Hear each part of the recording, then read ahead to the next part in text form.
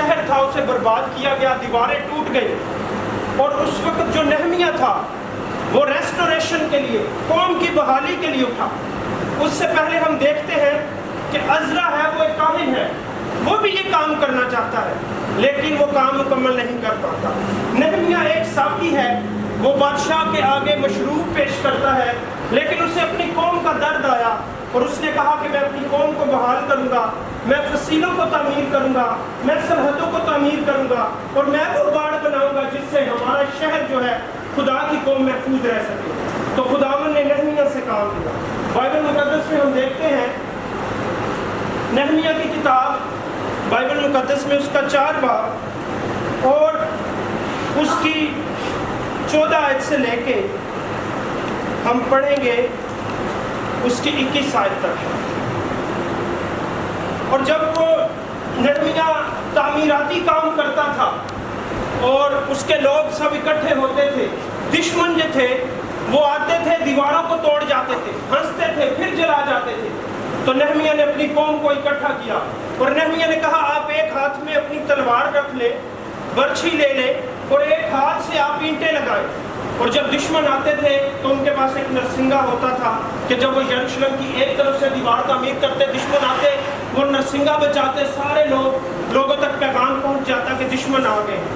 آج بائبل مقدس میں جب ہم دیکھتے ہیں، سانحہ جڑا والا کو دیکھتے ہیں، فصیلیں پھر سے ٹوٹی گئی ہیں، آگ پھر سے جلائی گئی ہے، شہر کو پھر برباد کیا گیا ہے اور گرجا گھروں کی جو ہے وہ توہین کی گئی ہے.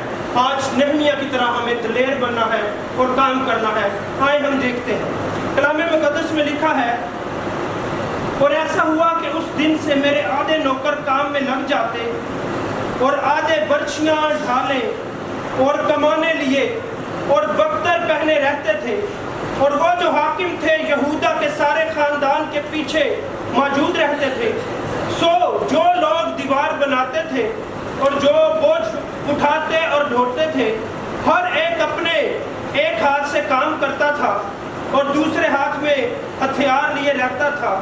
اور معماروں میں سے ہر ایک آدمی تلوار اپنی کمر سے باندھے ہوئے کام کرتا تھا. اور میں اسی موقع پر لوگوں سے یہ کہہ دیا تھا کہ ہر شہر اپنے نوکر کو لے کر یروشلم میں رات کاٹا کرے تاکہ رات کو ہمارے لیے پہرا دیا کرے اور دن کو کام کیا کرے.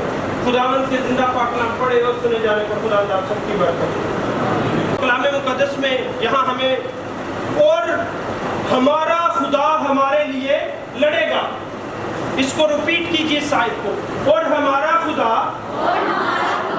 ہمارے لیے لڑے گا. کلام مقدس میں لکھا ہے تم خاموش رہو گے اور میں تمہاری جنگ لڑوں گا.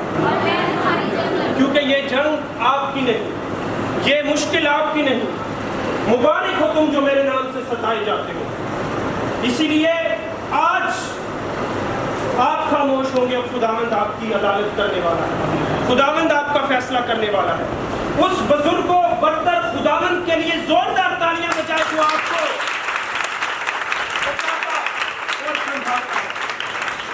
عزیزو، خداوند بے وجودوں کو وجود عطا کرتا ہے، خداوند بے سہارا کو سہارا عطا کرتا ہے، خداوند جھکے ہوئے کو پھر سے کھڑا کرتا ہے. کسی کو گھوڑوں اور کسی کو رتھوں پر بھروسہ ہے، پر ہمیں تو اپنے خداوند کا پر بھروسہ ہے. کس پر بھروسہ ہے؟ خداوند پر. کون ہے جو آپ کو طاقت بخشتا ہے؟ خداوند یسوع مسیح ہمارا نجات دہندہ. کون ہے جو ہمیں مشکلوں سے نکالتا ہے؟ کون ہے جو ہمیں نشے کی لعنتوں سے نکالتا ہے؟ کون ہے جو ہمیں مشکلوں سے نکالتا ہے؟ کون ہے جو ہمیں کامیاب کرتا ہے؟ کون ہے آج جو ہمارے لیے اندھیروں سے جنگ لڑے گا؟ کون ہے جو آج ہمیں پھر سے طاقتور بنائے گا؟ آج ہمیں نہمیہ کی طرح اپنی قوم کو پھر سے بلڈ کرنا ہے. خداوند ہمیں پھر سے بحال کرتا ہے.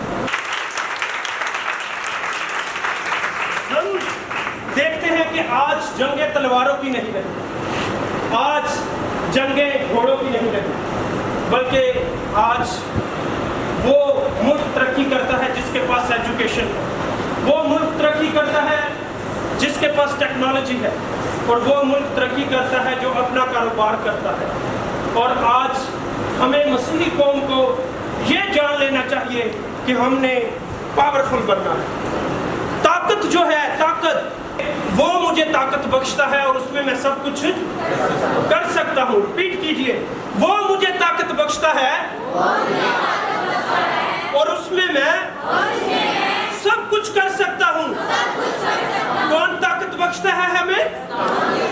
خداوند یسوع مسیح ہمیں طاقت بخشتا ہے۔ ہم کمزور نہیں۔ آپ دیکھیں، جس ٹہنی کے پتے کمزور ہوتے ہیں وہ جلد گر جاتے ہیں، اور وہ جانور جو کمزور ہوتا ہے وہ جلد مارا جاتا ہے۔